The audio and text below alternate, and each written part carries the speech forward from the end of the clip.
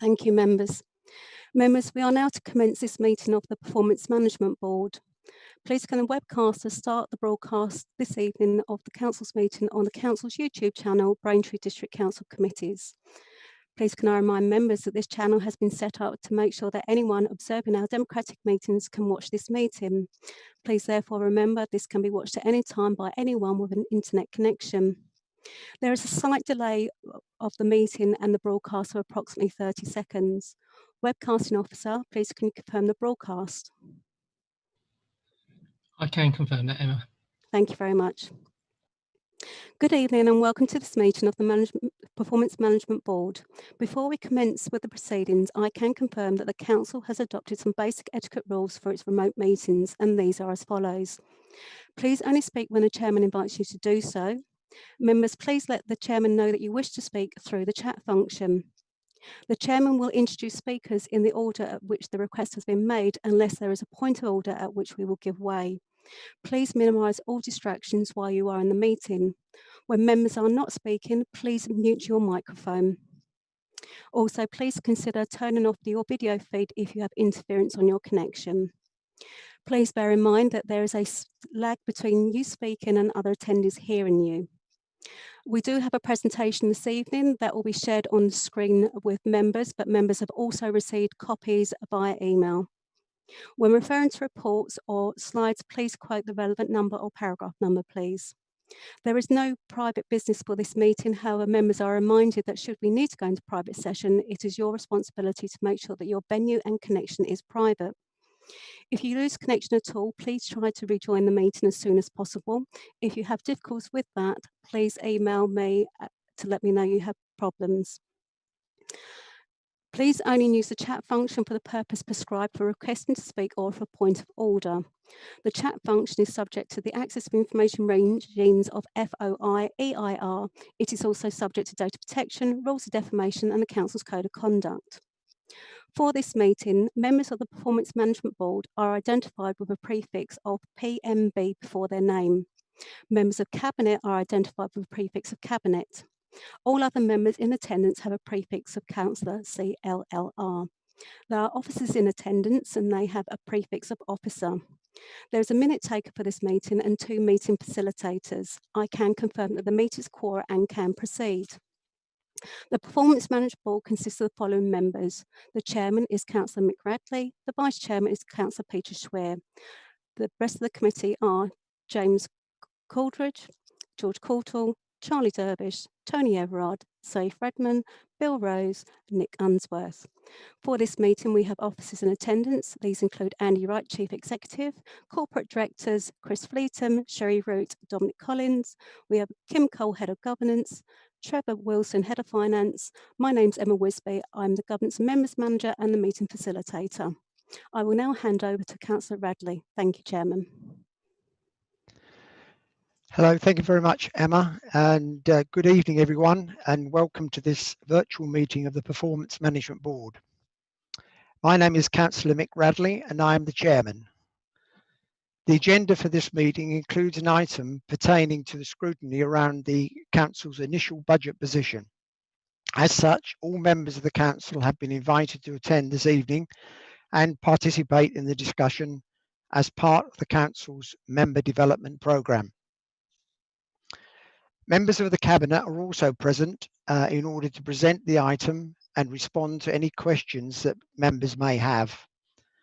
However, please note that only members of the Performance Management Board will be able to vote on the item. As this meeting marks the first time in which the budget has been scrutinised in a virtual setting, I would ask everyone to be patient and for their understanding as we undertake this item this evening. I'm being assisted this evening by a governance officer and meeting facilitator who will help me identify when people wish to speak and manage the notifications through the chat function. I obviously can't see you all, so please let us know using the chat function if there are any issues with your internet connection. Please also remember to mute your microphones when you've finished speaking.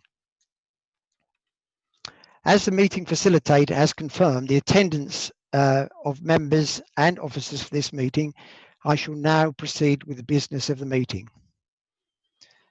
So firstly to agenda item 1, which is the apologies for absence. Do we have any apologies for absence from members of the Performance Management Board?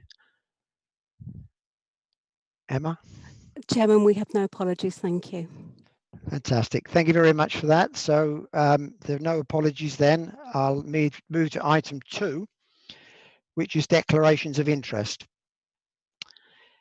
So there are 2 points. First of all, do members of the Performance Management Board have either one, any disclosable pecuniary interest, other pecuniary interest, or non-pecuniary interest that they wish to declare this evening? And secondly, any declaration of the existence and nature of any instruction given by or on behalf of a political group as to how you should speak or vote on any matter before the committee, or the application of or threat to apply any sanction by the group should they speak or vote on any particular in any particular matter. Please state the item and the nature of your interest. Please indicate you wish to speak via the chat function. Right. Chairman, you have no indication of any declaration of interest that need to be made by the members of this board. Thank you. Okay, so there's no declarations of interest to be declared. I'll proceed to item 3, which is public question time. Members, there are no registered speakers for this evening's public question time, so I'll now proceed to item 4, which is the minutes of the previous Performance Management Board meeting. Members of the Performance Management Board, for this item, I will be seeking your agreement. Therefore, silence will be assent. However, if a member wishes to raise any issue in respect of the minutes, please indicate via the chat function. Do any members have any objection to the approval of the minutes as an accurate record of the meeting held on 16th of September 2020? I have one member who has registered to abstain. Chairman, you may take that those minutes are approved in light of that abstention and silence and remainder of the members of the PMB. Thank you. Thank you. So thank you for that, members. I will now take your silence as agreement that the minutes are an accurate record. Thank you. So thank you, members. We'll now proceed to item 5, which is the scrutiny of the priorities for 2021-22 and initial budget position. Members, please can I remind you that this report was prepared for the Cabinet and was circulated to all members on the 13th of November 2020, following the publication of the Cabinet agenda. All members of the board have been provided with a hard copy of the report. The presentations for this item was circulated to all members on the 17th of November 2020, and these will also be made available during the meeting via screen sharing. Before we commence this item, I would like to set out the order in which members will participate. I will shortly invite Councillor Butland as leader of the Council and the Cabinet to make their presentation. Following the presentation, I will open up this item for questions. Members of the board, of the Performance Management Board, will be invited to ask questions of the Cabinet first. Then I will invite, secondly, the members of other members in attendance as part of the members' development session. I would now like to invite Councillor Butland as leader of the Council to commence the presentation. And can I ask that the presentation be made available on screen, please? Councillor Butland. Thank you, Chairman. Good evening, Chairman. Good evening, members of the Performance Management Board. We've been for many years doing our budget scrutiny this way, whereby in November we bring to this board or its predecessors our first thoughts, first cut about our budget proposals for the coming year. Mr. Chairman, I cannot remember any other occasion when the difference between one year and another is so huge. Little would any of us who were at the meeting in November 2019 have thought that we would be holding this meeting tonight virtually because of the pandemic which has hit the world, and of course Braintree has been no exception. So very much during the course of the current financial year, the demands of the COVID-19 has put enormous strains both upon staff and the finances of the authority. I'd like to put on record, Chairman, my grateful thanks, and I'm sure that of all members, to the way in which all staff in all the departments have risen to the task in a very, very difficult year. But clearly, we have been working hard. Trevor, if I could just have the first slide, please. During the year, we've been supporting our communities, our residents and our businesses in a number of ways, both as individuals, businesses, accommodation for rough sleepers, a number of tasks which have been set to local government by central government. And I think all of us in local government can be very proud of the way in which local government has risen to the task and challenges that has been set. And of course, that's been in addition to continuing to deliver our normal services, which we have done as far as possible throughout the year, although, of course, it has been necessary on some occasions to do them in a slightly different way. I can move on to the financial challenge that has brought. At the moment, our estimated additional expenditure is over £1 million. The estimated loss of income is over £2 million. That loss of income is from things such as services we provide, car parking, and a number of those services, which clearly have not had the demand, particularly during the first period of complete lockdown, and also in the in-between period, where clearly people are still were quite nervous about coming out, and of course now we're into a further period. We have received from central government at present just under 2.9 million. That shows the arithmetic that we are still somewhere in the region of about 300,000 below what we have either lost in income or have had extra expenditure. However, we will need to reassess the situation given the new lockdown, which started a few days ago and will continue until the 2nd of December.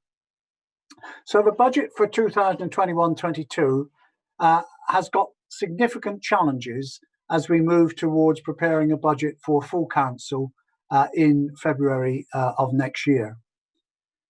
Clearly, we are not in a position where we will be able to fully assess the impact of the pandemic and also exactly what final grants we will get from central government to help us meet the costs.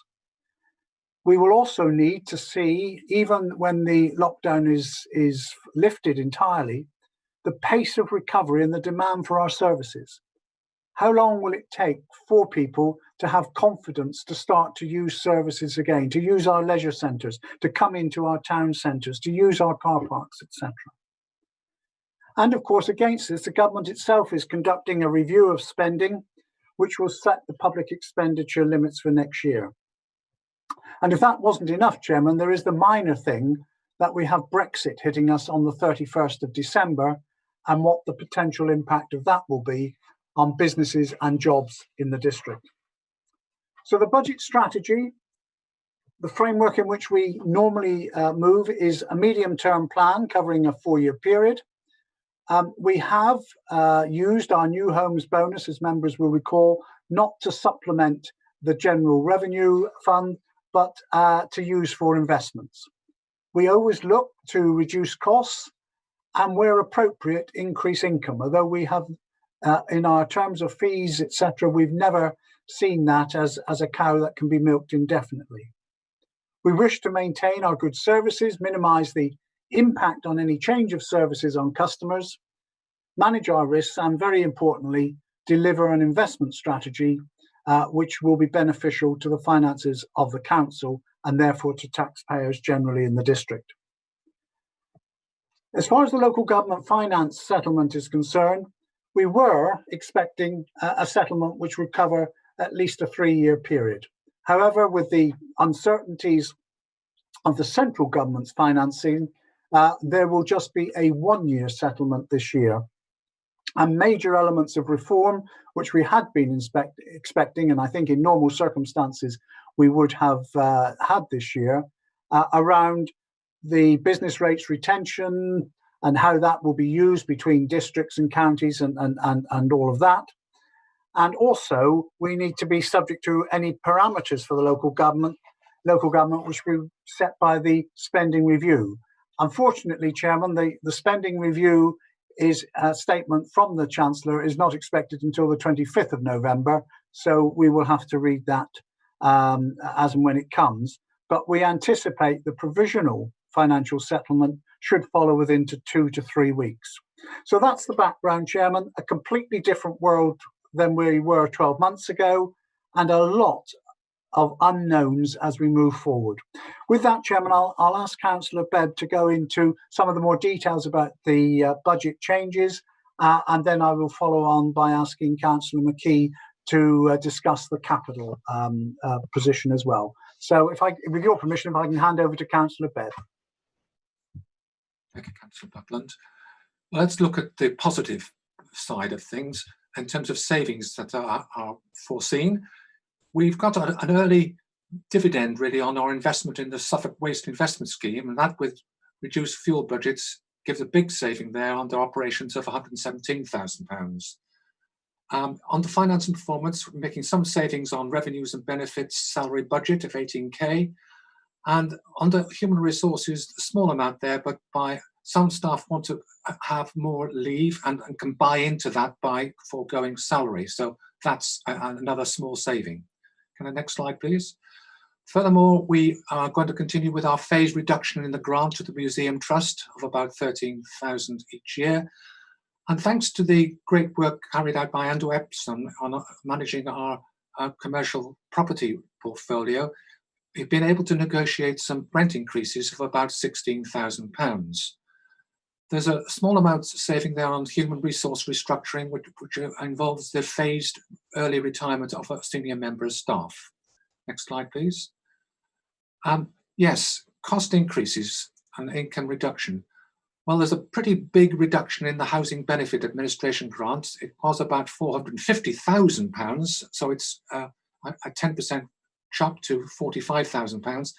That is because we're moving to the universal credit model away from the normal one we've been working on. Staffing in governance and community services, this is a part-year saving of £25,000. And the procurement service, members may be aware that we coordinate the procurement hub on behalf of some other authorities, namely Castle Point and Epping Forest, and we'll be able to make considerable savings on contracts and bidding for equipment and the like. There's more competition in the market now, and the rebates we've been receiving have now been hit slightly. We're still making, between of the three of us, about £100,000, but the procurement rebates are reduced by about £5,000. Next slide, please. Well, we can't forego a renewal of licenses for Office 365 and Cisco, that's £21,000.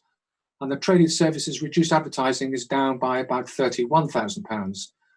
In terms of markets, well, that's quite a reduction. That's down from about 80,000 to 20,000, and that's pretty understandable as the markets have been hit in the streets.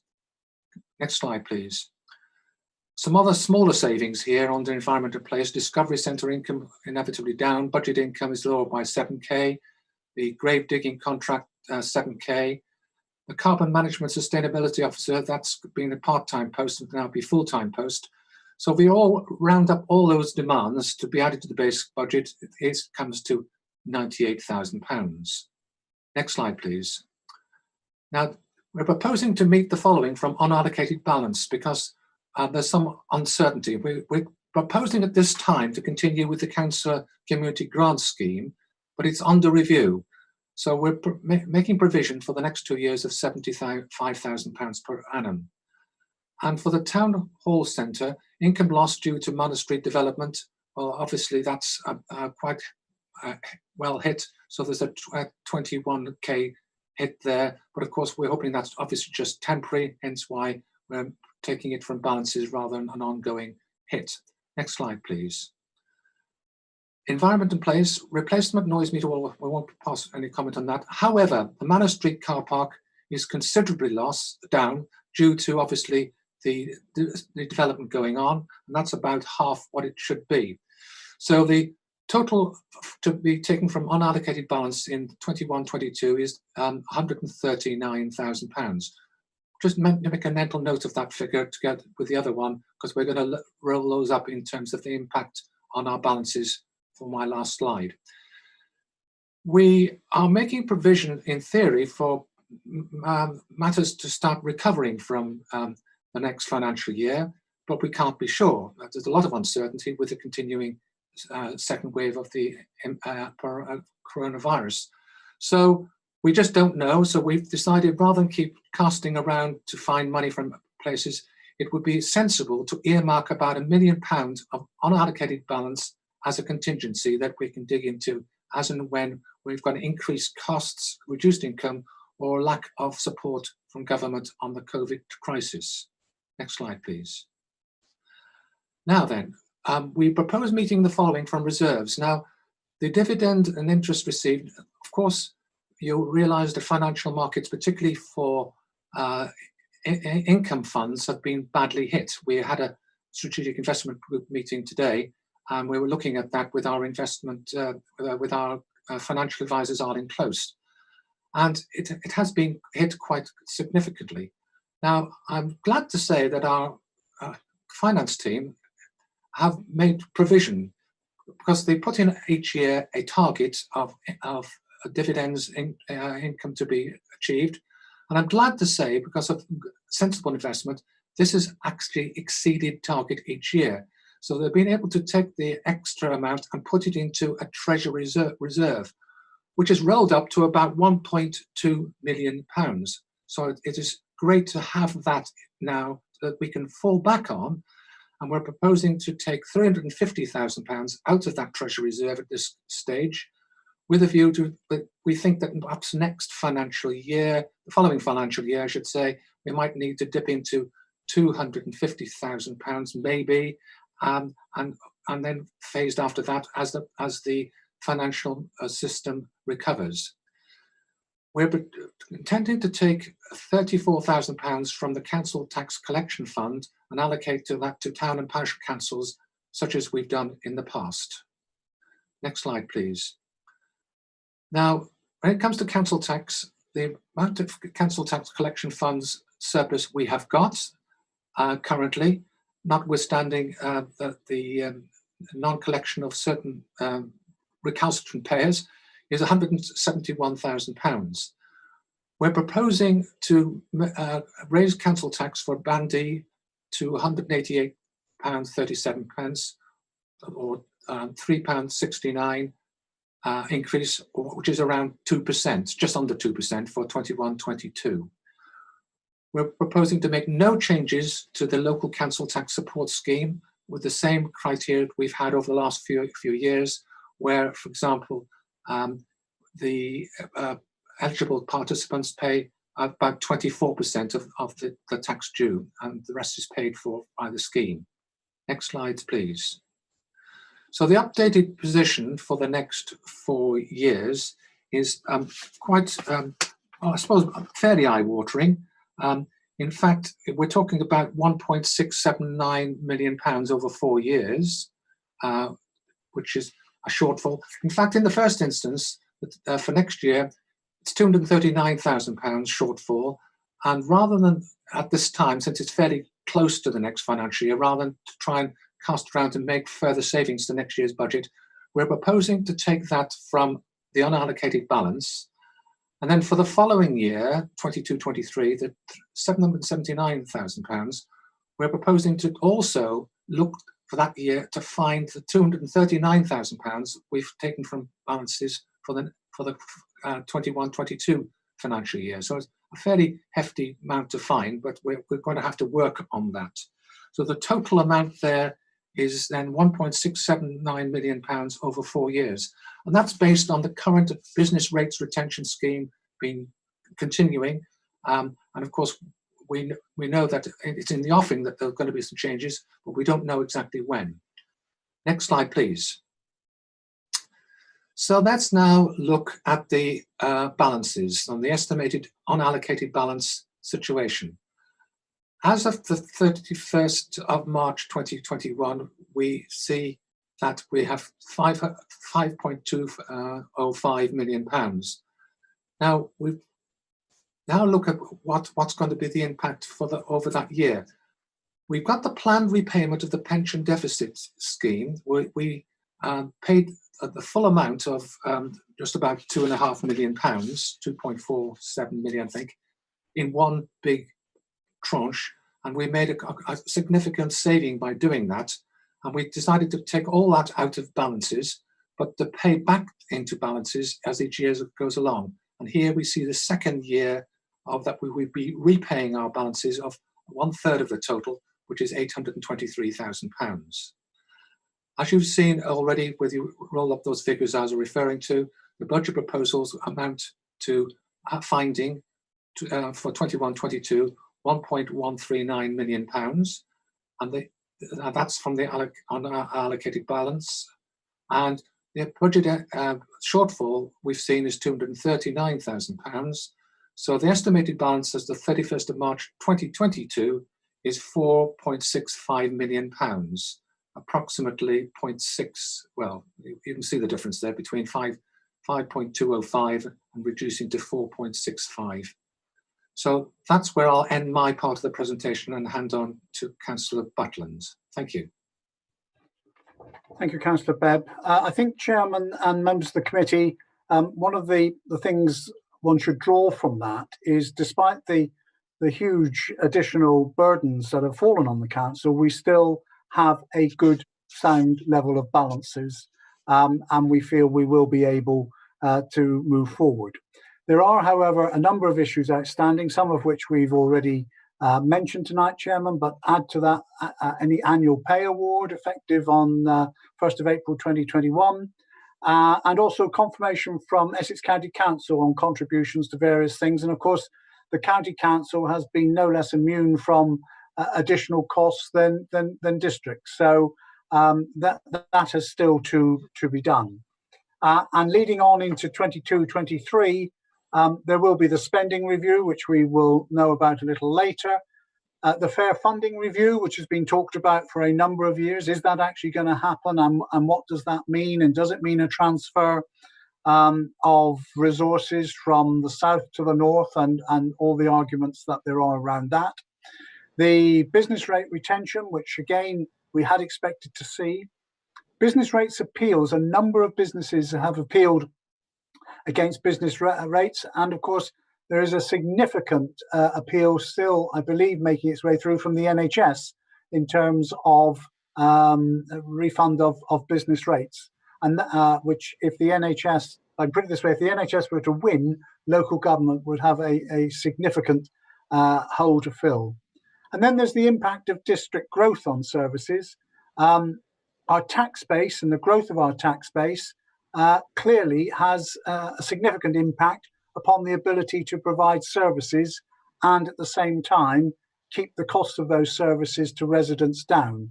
And clearly we will have to assess and watch very carefully the rate of new build in the district, and what effect the COVID-19 is going to have on that. So impact of district growth is very important. Finally, Mr. Chairman, if I can ask Councillor McKee to talk about the capital side. We've dealt with revenue up to now, but the capital bids for 2021-22, not necessarily going into everyone line by line, but so that the members of the committee have a reasonable feel for where we are intending to spend capital money. So with your permission, Chairman, I'll ask Councillor McKee to take over.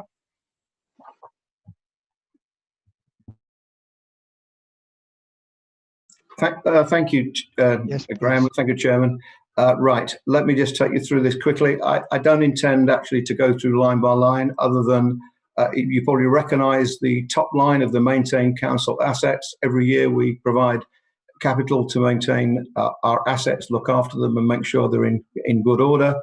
I will point out the website, which is a significant £80,000, which is to streamline and enhance the BDC website to make the customer experience immediately relevant and useful, as well as more comprehensive repository of the data. Accordance Farm is replacing netting that is currently in situ to contain dry cycling materials in the bay. This is about making our recyclates more valuable because they don't get spoiled. Utility vehicle of somewhere on there, which is £70,000. We currently have in the budget £90,000, but we require a further 70 to make it a total of 160 to enable the purchase of an 18-ton narrow track dust cart with split bin lifts. Next slide. Again, I'll cover the major items here. The play area, partial refurbishment of our equipment and upgrades. The following play areas, I will list them. Church Street, Bocking, wooden play equipment installed in 2007. Acorn Avenue, Braintree, installed in 2007. Shore Road, Templars, Whittam, installed in 2003 and added to in 2005. De Vere Road, Earls Cone, wooden play equipment installed in 2006. So you can see it's keeping our play equipment for our children up to date and modern. The allotment area, which I think is on this slide, is to create new allotment site in the disused land at Great Notley Country Park. And part of our Horizon 120 bid was a commitment to the parish council that we would in fact have allotments on that site for the residents of Black Notley, for Notley Garden Village. Skate car park replacement, as you can see, again, is for Weavers Park, Braintree and Spire Road, Whittam. It proposed to consult the local community via letter and online to establish whether there's still a demand for skate park or whether a completely different facility is required, e.g. to be accessible for everyone, not geared to a specific recreational use.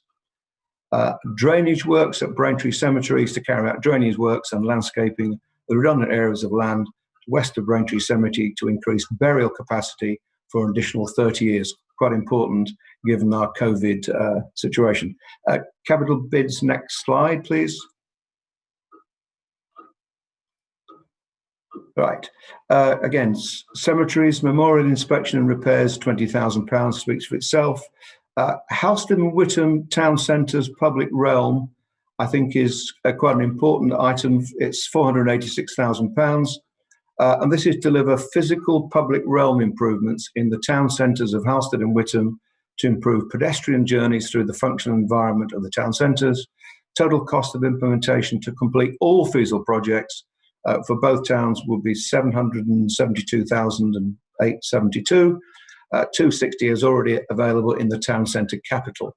So that's quite an important project, given the town centre improvements made to Braintree, is to carry that work onto our other two town centres. Supporting climate change, I think, is an important item as well, because it's quite a big number. And this is actually to upgrade. There's a number of projects which are included in this, but noticeably upgrade the electric substation and install chargers at Lakes Road Depot, electric charger and infrastructure work at Newland Street Car Park, community tree and bulb planting programme, cycle parking and associated signage at Halstead and Whittam town centres. The disabled facilities grant, you probably remember, every year. We have quite a number in, and this is a legal obligation we have to manage and provide disabled facility grants in accordance with Part 1 of the Housing Grants Act. Next slide. And here you see the major item on there, housing services and other services. If anyone's got questions, I'll let Trevor answer those. But the big number, the 23,869 on there, I'll just read a list of where they're going. Manor Street is 8.8 million pounds. Horizon 120 is just over 3 million pounds. Enterprise Centre at Horizon 120, provided we get the funding from CELEP, is 11.5 million pounds, and iConstruct is just over £500,000. Next slide. There's a bunch of capital program not profiled. You remember there's been amount of money, 636 set aside for some community facility in Halstead. There's no program yet to spend that. Manor Street development is in the authority. There was a 5% negotiating room, which is therefore not profiled but allowed for in the capital budget program of 1.471. Whittam Investments is the 3 million set aside from the sale of the Brampton Sports Centre, which is to be applied to some project in Whittam, and we're looking to make sure that it gets spent. Enterprise Centre, which I know is dear to most people's heart, there's £500,000 in the budget, which is currently insufficient to actually build an enterprise centre, but Strategic Investment are working on a way, in fact, to work that plan up so we can get that project moving. The former Primdor site, which is, of course, the medical facility that's been much discussed at many times, is 2.5 million set aside for that site, and the Millennium Slips alongside the Essex County Council is just over about 2.5 million. And I think that is I'll get some questions later, but I'll hand over to the leader. Thanks. Thank you, Chairman. This final slide is just to give members an idea of the timetable from today forward to full council on the 22nd of February, when council will be asked to adopt a budget. I suspect there may well be a need for some additional meetings to put in as the national financial situation becomes clearer, and if that is needed, we will respond quickly. Chairman, I hope we've done it as quickly as we can. I have, with the exception of Councillor Ritchie, every member of the Cabinet here, so if there are any particular issues relating to any of the portfolios, the Cabinet members will hopefully be able to assist the committee as well. Thank you, Chairman. Right, thank you very much. Are we going to take the presentation down now? I see he's down now. Good. Okay. Well, thank you very much, Councillor Butland and Councillors Bebb and McGee for the presentation. Very clear. I'd also like to thank all of the Cabinet members and officers that have helped to compile this initial budget presentation and thoughts for proposals for tonight. Certainly, given the events of this year so far, and all the uncertainty that's brought, I know that this must have been a very difficult and budget to pull together, and probably unlike any one that has been done before. I'd like to echo the thanks to officers and members for their prudent management of the accounts this financial year. Echoing Councillor Butland's comments, we've obviously been supported by government grants, but nevertheless to have managed it to offset as much as we possibly can in that time period is a very good situation, and so well done to everybody that's taken part into that. So really, before I open up to the questions to the other members of the Performance Management Board, I'll just open with one question. I see we've got a few people lining up, but I'll ask the first question and then hand over to the rest of my colleagues. And my first one really is looking at the overview of next year and looking at the financial profile. I noticed that, as mentioned, there's a shortfall of 239,000 in the next year to be funded from unallocated balances. But in addition to that, there's a further 1.1 million, or just over 1.1 million, to add to that. So in actual fact, the amount coming from unallocated balance is just over £1.3 million based upon the current plan. I realise that's based upon uncertainty, a high degree of uncertainty, but that starts to become a big number. We're very fortunate, I believe, through prudent management in the past to have had an unallocated balance at the level we do. So that's enabled us to have some room to do some of this stuff. But nevertheless, 1.3 million is a concerning variance, if you like, and the following year is about 1.2 million if you add in the 700,000 and the other 300,000 coming from unallocated balances. So over 2 years, something like £2.5 million coming out of our reserves, which is something like a 40% reduction. So I guess that is a concern. I'm sure it's a concern held by the Cabinet. But I guess my question really is, this is obviously something we want to avoid and is put in as a placeholder at the moment. But I'd just like to understand what the thoughts are from the Cabinet and the potential actions that can be put in place to reduce what is quite a significant reduction in unallocated balances. Councillor Bebb?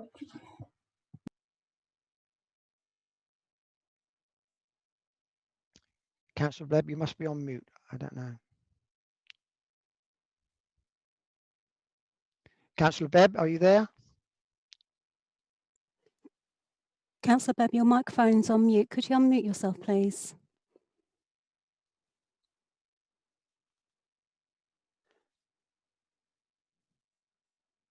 Sorry. Do we have Councillor Bebb now? You're still on mute, Councillor Bebb. You're still on mute. You're... Apologies for that. Okay. Another window came in front of it and blocked it, and I couldn't get rid of it. So to make myself live. You're with us now. It's a big challenge, and obviously the Cabinet are looking at all possibilities, and we're having to look at some big figures. We were looking the other day at various options, which I won't necessarily reveal them all, but obviously there's across the portfolios there's an opportunity to create more income. Waste on the waste side, there's one big area there, and obviously we are going to need to look at other commercial opportunities for investment to bring in commercial income. It's a big area, and where the Cabinet are starting to look at this at some detail. Okay, thank you, Councillor Bebb. Right, at this point, I will now invite members of the Performance Management Board to ask questions, and I have a list, and I believe the first one is Councillor Everard. So, Councillor Everard, over to you. Thank you very much. I wasn't sure how to register there, but there we go. You're okay. I notice that there are a lot of the government is delaying a lot of allocations and delaying various changes in council tax and what we withhold and give. I wonder if I could have a little bit of feedback on that. So there is a lot of hold on various things that would aid us from the government. Savings, allocating space at Causeway for other organisations. How is it that we've managed to do this and maybe shrink our staff? I don't know, but anyway, that it's just something that capital. The Essex rate pool. How does that help us? And that's everything. Thanks. At the moment, I've got loads of other things written down. Thank you, Councillor Everard. I think that's good for now. Perhaps Councillor Butland and the team would like to respond. Yes, I'll take the first two, and on the capital side, I'll ask one of my colleagues to take that. Yeah, Councillor Everard is right. There are a lot of things that I think had things been normal, central government would have by now have made a number of changes. I mentioned some in the presentation: the fair funding review, business rate retention, etc.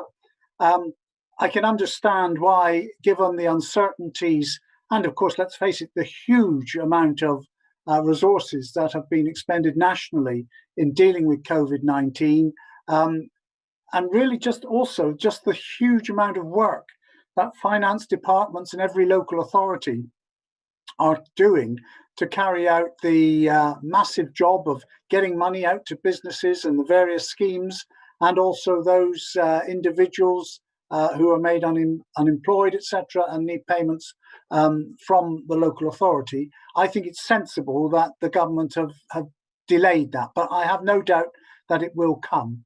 On the issue of space in Causeway House, it's not linked to we're going to get rid of X hundred staff, so therefore we'll have more room. I think, like most businesses, we will be looking at what we can learn from the different way in which we've worked since last March. So a number of people have worked successfully from home, and some may well wish to continue doing that. So I think we will, in due course, need to look at the actual space that is required within Causeway House to do it. So it's not linked to redundancies, Councillor Everard, but maybe different ways of working, which will mean less space. Your third question was about capital, I think. Sorry. It was the pool of. Oh yes, business rate pools. I'll ask Councillor Bebb. Can you take that, or Trevor? I was going to ask Trevor because you've got a slide in reserve for that. I think you have. Yes, Councillor Bebb, I do. But if I could just try and explain it, that the Essex rate pool is an arrangement where monies that we get from the growth of business rates in the district, that would normally be passed to central government by what they call a levy, and in joining together with all Essex authorities, well, except for Thurrock, so the majority of authorities join together, and the money, rather than going to central government, stays within the pool and is distributed between Essex County Council and the rest of the districts, and indeed the fire service as well. So it's an additional resource to the council, monies that would normally go to central government, which we are able to retain, and it has been extremely beneficial for the council over the last few years. And indeed, Councillor Bebb has agreed that we will look to participate in a scheme for next year, and hopefully we'll have further monies available. We don't actually put it in the budget process at this stage because it's obviously dependent on the level of growth, not only by ourselves, but the rest of the Essex authorities, and then how much of that is going to be shared and actually come back to Braintree. But it's been extremely beneficial to the authority. Thank you, Chair. And in fact, about £500,000, roughly, or just a bit less than that, Trevor, per year. Yes, on average, it's been in excess of £500,000. So, as I say, extremely beneficial to the authority. Thanks, Trevor. Okay, thank you very much. Hopefully that answers Councillor Everard's questions. And so the next, I will ask Councillor Unsworth who has a question. Thank you, Chair. I've actually got three questions. First one, okay, for Councillor Bebb. If he could elaborate a little bit more on the monies that we've generated from the waste contract on slide 8. How's that happened? What is the, how have we generated and saved the fuel? Is that part of the offset on the contract, etc.? I'd appreciate some information on that.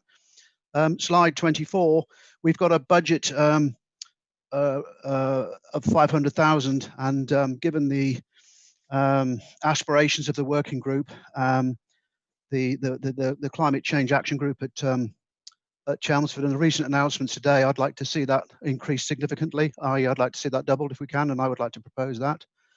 And I'd also, one final question probably for Councillor Butland, that over the course of the year, we've had some figures about NEGC. Now we've finalised our position on that. Can he confirm that is finalised and there's no ongoing costs for next year? Thank you. Chairman, if I may, I'll take Yes. the two questions, and then Councillor Bebb, or it may in fact be Councillor Mrs. Schmidt who's going to take the question on waste. First of all, NEGC, yes, I can confirm the accounts have all been done. The company is in the process of being liquidated, and there will be no other costs on BDC.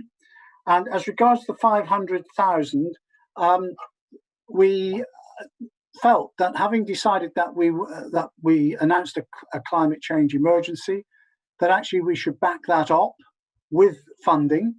And also I was keen that when the working group reports in the early part of next year, we would have some money already in the budget for 21-22, which could be used to start some of the recommendations. I don't know what recommendations are coming yet, so we don't know exactly.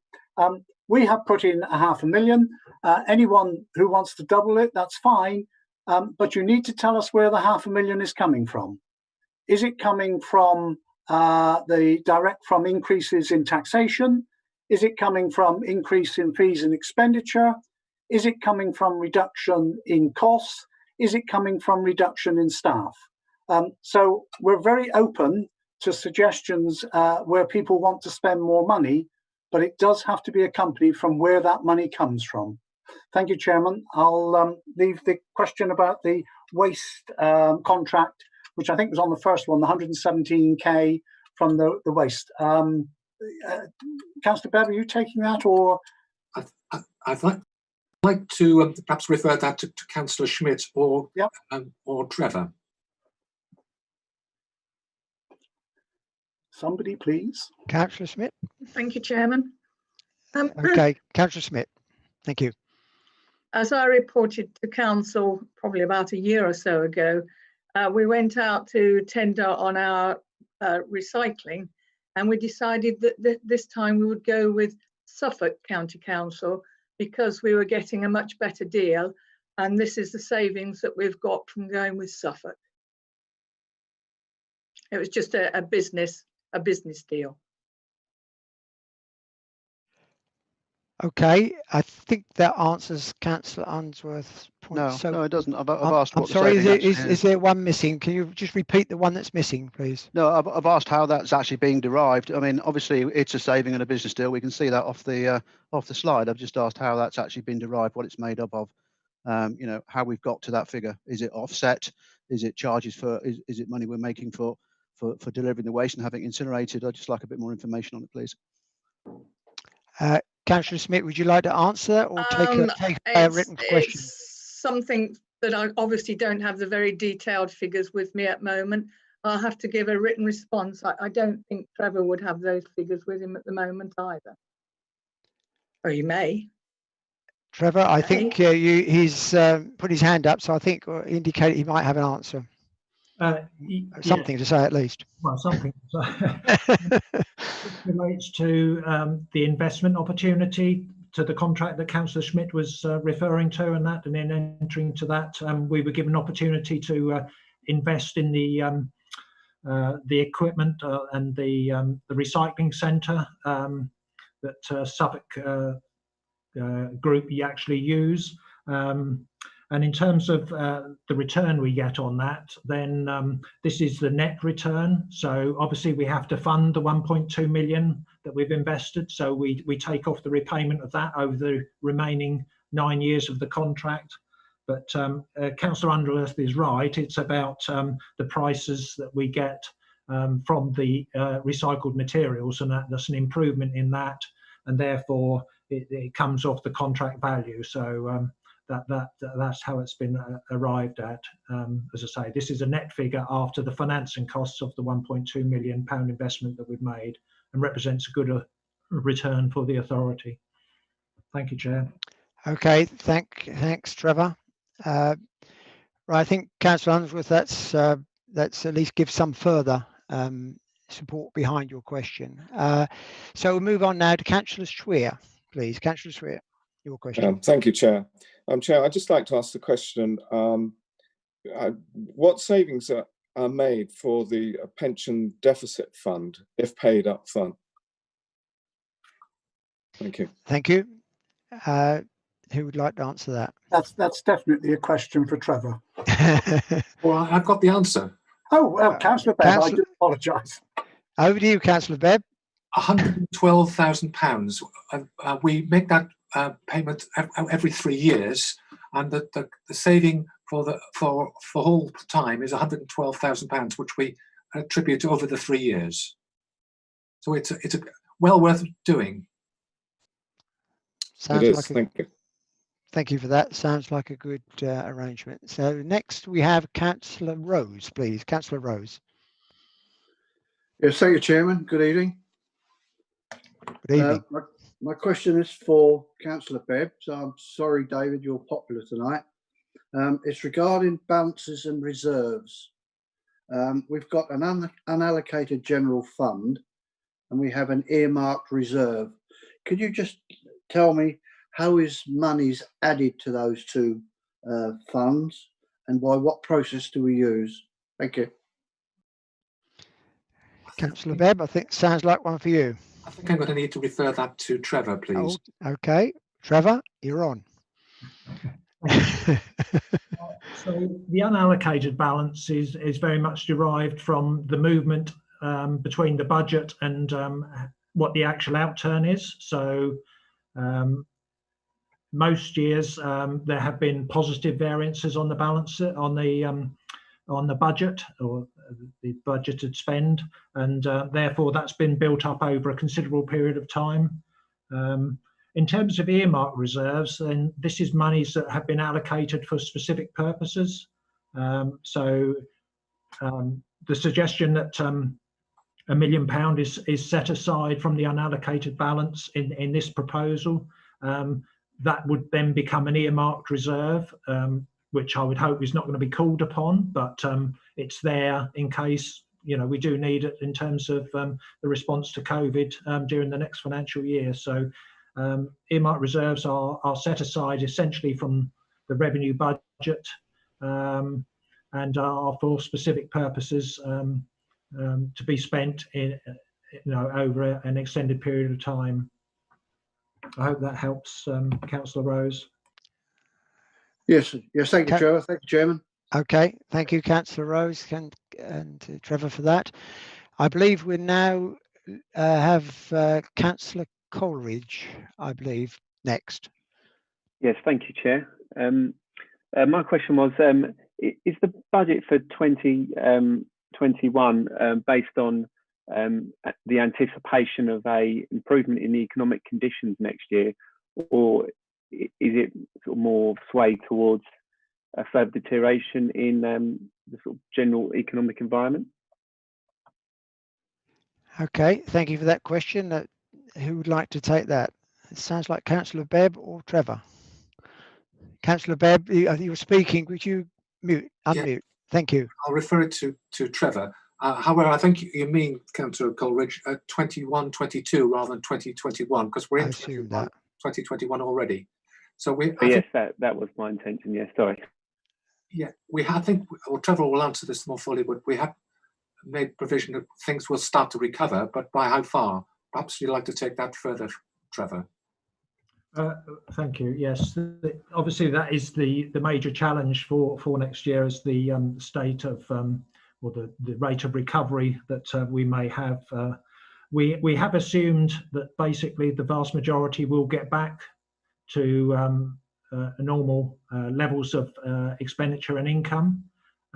So we're not anticipating a change in that, because essentially that is quite difficult to do service by service, and that is why it's being proposed that £1 million is set aside to account for any losses of income that potentially wouldn't be covered by government support and that. So rather than trying to estimate service by service, I say we've taken the view overall that if we set aside a provision, then hopefully that would be sufficient if indeed we don't get back to full service delivery and full income levels. Thank you.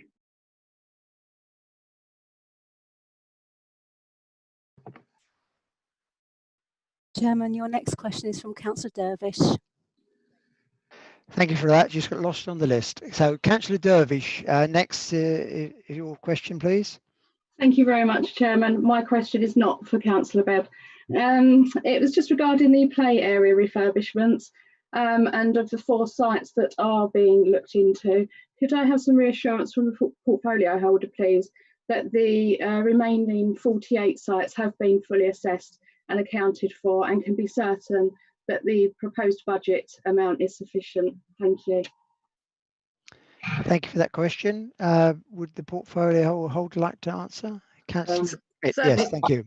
I think it's actually Councillor Schmitz. It's me. Yeah, It's thank me. you. Yes, Councillor Schmitz. Thank you, Chairman. Ever since we have been running the authority, we have been doing a rolling programme of updating all play equipment in all our play areas.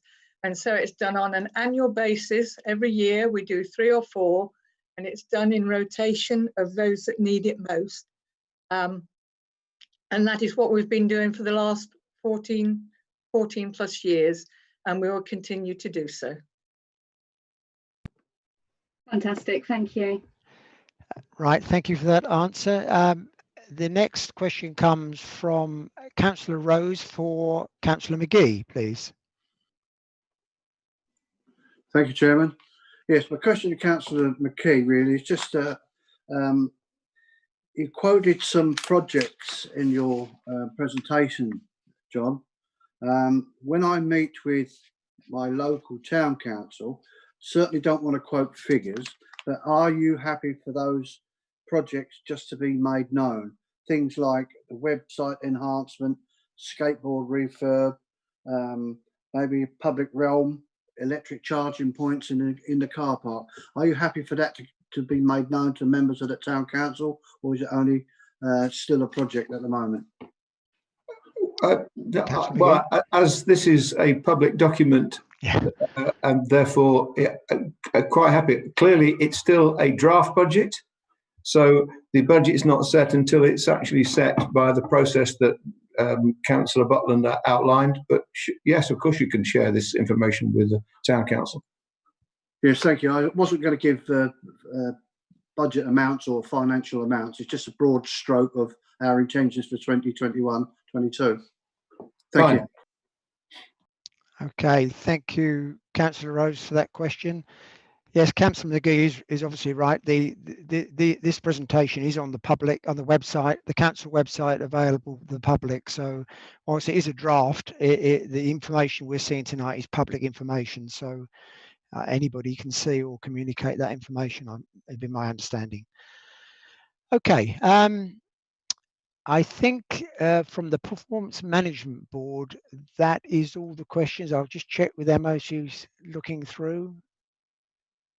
And before we go open up to all members. That's correct, Chairman. All PMB members who have indicated have asked their questions. So if you may like to open the session to all members, please.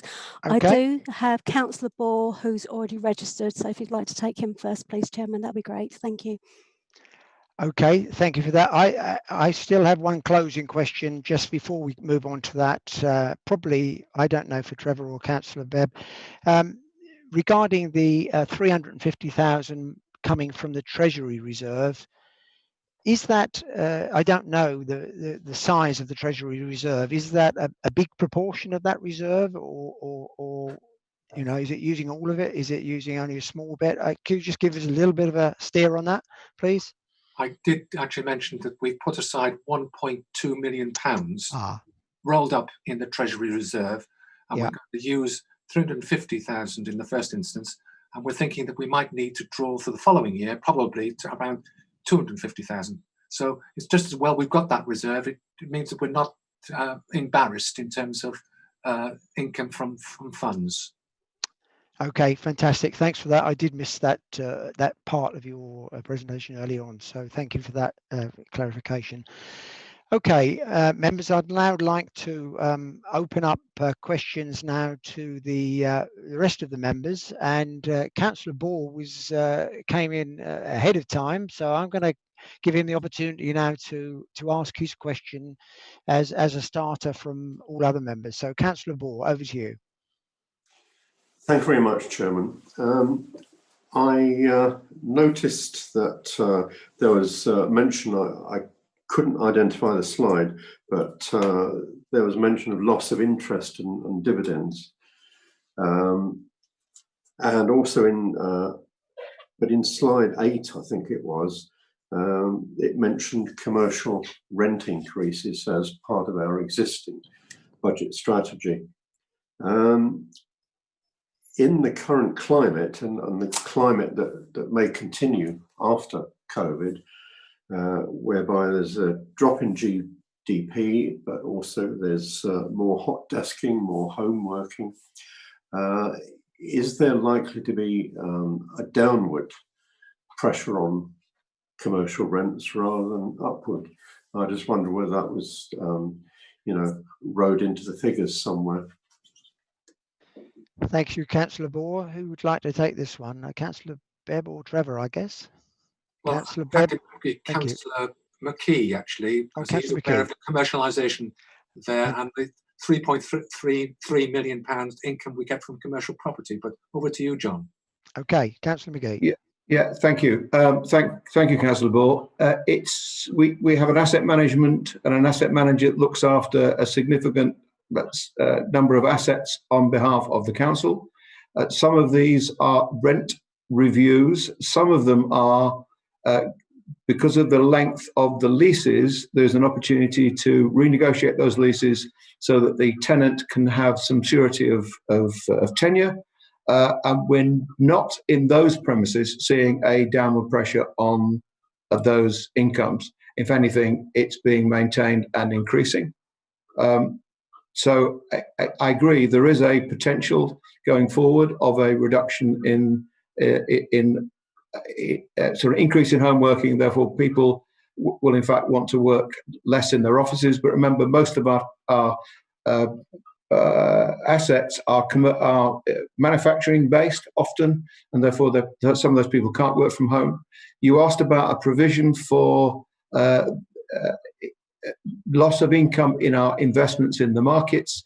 That's because, as you're aware, anything to do with UK equities particularly has taken a beating in the last 9 months, and therefore the income we have been generating from market funds has dropped dramatically in the first 3 months, but is starting to recover. So we're being pretty cautious about keeping a reserve of this year and next year to make sure that we actually don't expect income as we've enjoyed it up until March of this year to continue. But we believe those funds, the advice from our advisors, Arlene Close, is to leave the funds where they are, not to materialise a loss of those assets, and they will in fact over time recover. Okay, thank you, Councillor McGee, for that. Councillor Ball, question. Thank you very much. The next to ask a question is Councillor Abbott. So, Councillor Abbott, you'd like to ask your question? Yes, thank you, Chairman. I very much welcome the report and recognise the difficult situation the council's in, and also the very generous government support and the uncertainties going forward. Just one specific thing, very pleased to see the Council Community Grant continuing. My first question is around new homes bonus funding. This is something I raised and colleagues raised last year. Why has there apparently been no consideration for using some of the new homes bonus funding for the Braintree LHP? The Braintree LHP ran out of money some months ago, and on the current trajectory, its backlog of schemes at current funding rates would take 5 years to complete.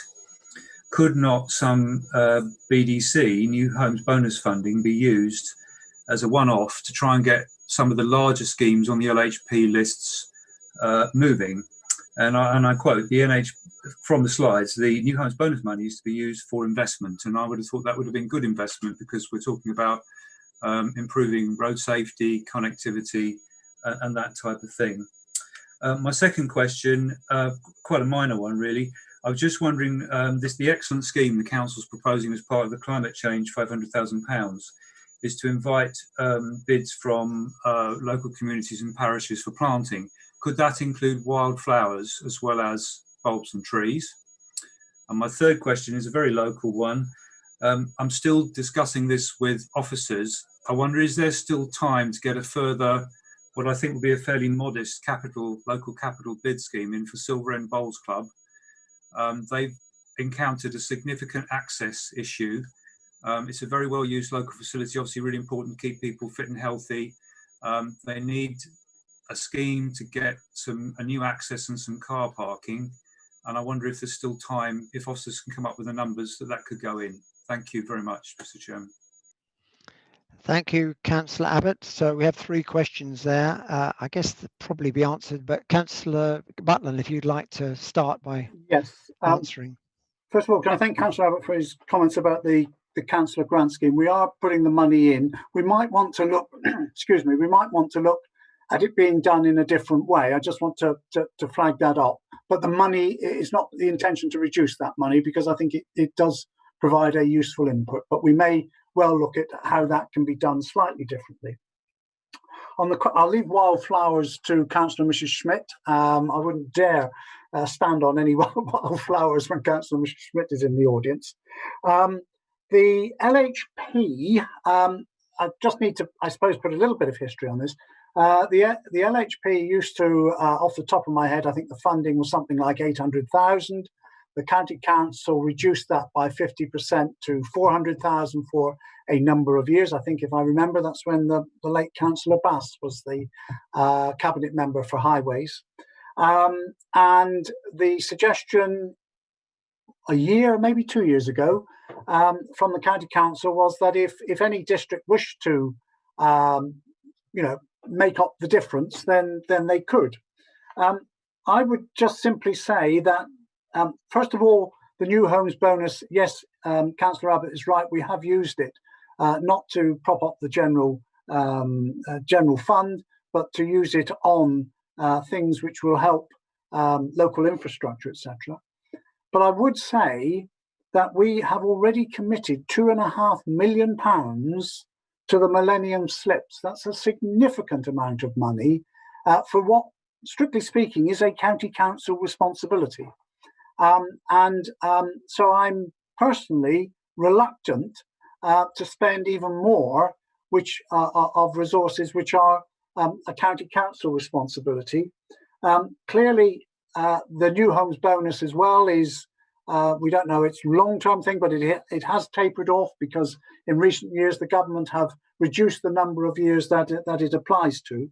Clearly, if we had 400,000, which was sort of unallocated and not needed elsewhere, it would be an issue as to whether that should go to the LHP. But I do think we have to be very careful as district authorities not to be too compliant in allowing cost shifting from the county council to district councils. The one other issue then is Silver End. I don't know. Well, certainly can put it in, but I wouldn't like to judge. I don't know how much we're potentially talking about. I wonder whether, through you, Chairman, I could just get an indication from Councillor Abbott. Councillor Abbott, have you any indication of the value? Yeah, officers have been extremely helpful in working up the scheme. So and I've talked to county as well, so we've got a very good idea about the permits and permissions we'd need. The one thing I have not yet got is the costings. Right, okay. And officers are due to provide that fairly soon. So it's not, we've done it from scratch. We're quite a long way into working out what it would look like. So my question really is there still time to get it in? Well, I would say there's still time, but I don't want that to be taken as something which is saying, yes, get it in and it would be done. I don't know, Councillor Abbott, like me as a county councillor, will have also had £10,000 member grant. What do we call it? Locality fund, I think the county call it.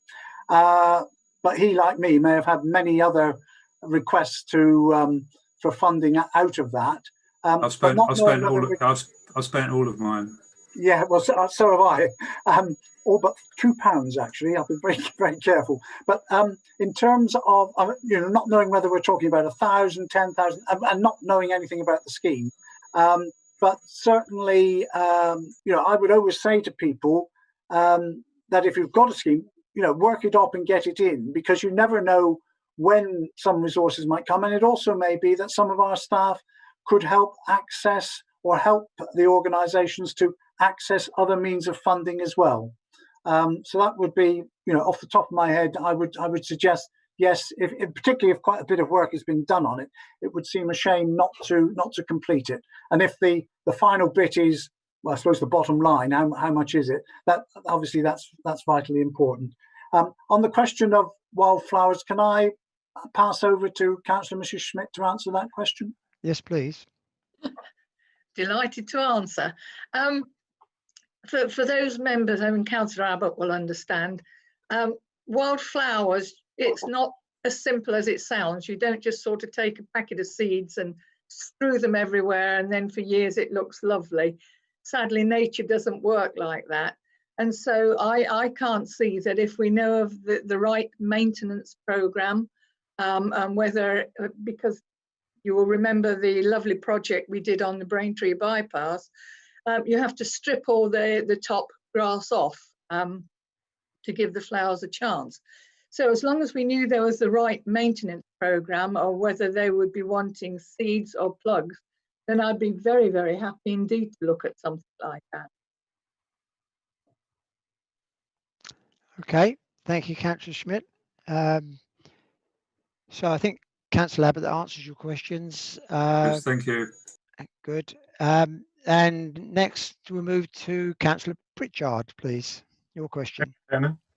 Obviously, as a nation and also as a district, we're going to have an awful lot of work to do post-COVID in terms of bringing back the nation's finances. The significant damage that this pandemic has caused, it's totally unprecedented, and as the presentation picked on, totally unplanned for as well. Obviously, in the presentation, there is mention of a council tax increase for Band D. I was particularly interested to understand whether we have a figure available, not necessarily now, but at a later date, as to how many properties in the district fall into that band, and whether that was selected for any particular reason. Maybe it was because of the number of properties that fall into that band within the district. Maybe it was because of the propensity of those people to pay their council tax. I'd be interested to understand the thoughts behind that. Okay, thank you. Thank you, Chairman. Yes, indeed. Band D is the mid band. There are, I'll speak off the top of my head, and Trevor Wilson can come in and correct me if I'm wrong. There are basically 9 bandings, A to F. Band D is the middle one. It's the sort of average house, so that becomes the midpoint. Houses A, B, and C will be Band D less a certain percentage, and properties E and F, may even be, I don't know whether there's a G, I'll let Trevor answer that, will be Band D plus. So Band D is considered to be, rightly or wrongly, the sort of average house. So when quoting council tax figures, one always uses the Band D rate in each authority. Trevor, have I got that reasonably right? Trevor, over to you. Reasonably right. The bandings run A to H, but D is the midpoint, and that they work on ninths. It's just the way the arrangement was set up. But in terms of numbers, looking at the current year, we've got just under 66,000 properties in the district. In Band D, we've got just under 10,000. The majority of our properties are in bands B and C, which is 17,000 in B and 19,000 in Band C. So, but as Councillor Butland said, it is the way that we compare across all authorities and that. So they work on the basis of ninths, as I say, and 9 ninths, i.e. 1, is Band D, and then Band H is 18 ninths. So it's actually double the cost for a Band H property, but that's principally how it works. Okay, thank you for that explanation.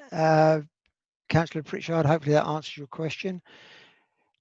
Looking at the chat box, I believe, and I'm glancing over to Emma here now, I believe we've answered all the outstanding questions. So I think I'll just do a last call on questions. If there's anybody else who'd like to ask one before we close the question time.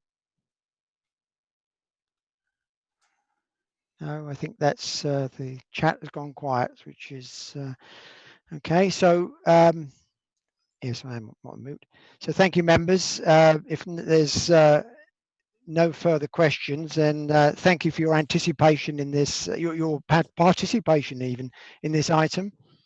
The next stage is for the Performance Management Board to note the receipt of this presentation and report. But before I do that, I'll just check with officers to see if there's any particular points we need to add to the noting. No, and I'm getting a shake of the head. So this is a question now. Members of the Performance Management Board, you're asked to note the Cabinet's presentation and the report. For this item, I will be seeking your agreement that is noted. Therefore, silence will be assent. However, if a member wishes to raise an issue in respect of this item, please indicate via the chat function. Please, can I have member agreement? Okay, I will take, thank you for that. I'll take your silence as agreement, and we'll now move on and deal with item 6. But before I do that, I would just like to close by saying this concludes the discussion on this item. But I would like, before we do proceed to item 6, I would like to thank Councillor Butland and members of the Cabinet for their attendance tonight and their presentation, and indeed answering a lot of all of the questions. I'd also like to thank all of those members present for their attendance and contributing to the meeting this evening. Although members of the Performance Management Board are required to stay in the meeting for the remaining duration, all other members may now exit the meeting, but you are of course welcome to remain and observe if you wish. Thank you for that. So we now move to members of the Performance Management Board. We'll now move to item 6 on the agenda, which is the decision planner. So members were asked to consider the decision planner for the period 1st of December 2020 to the 31st of March 2021. This decision planner was published on the 30th of October 2020. Do any members of the Performance Management Board wish to raise any issues in respect to the decision planner? If so, please indicate in the chat function.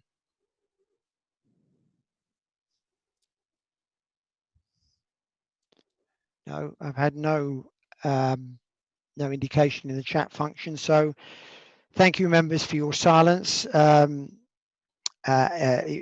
Take that as agreement. The decision planner is noted. So members, this concludes the business for this evening. So I'd like to close the meeting of the Performance Management Board meeting at 20:39. Is that about right? Okay, I've got a nod. So thank you very much for your attendance this evening, and to those watching the broadcast via the Council's YouTube channel, I will now hand over to the meeting facilitator. Thank you. Thank you, Chairman. Chairman, before I ask the webcasting officer to terminate the broadcast on the Council's YouTube channel, please can I remind members that the Council will retain performance data relating to your connection to this meeting. This information is retained in the event that there is a legal challenge to the way that we've held this meeting this evening. Please can the webcasting officer confirm that the broadcast has now ceased. Thank you.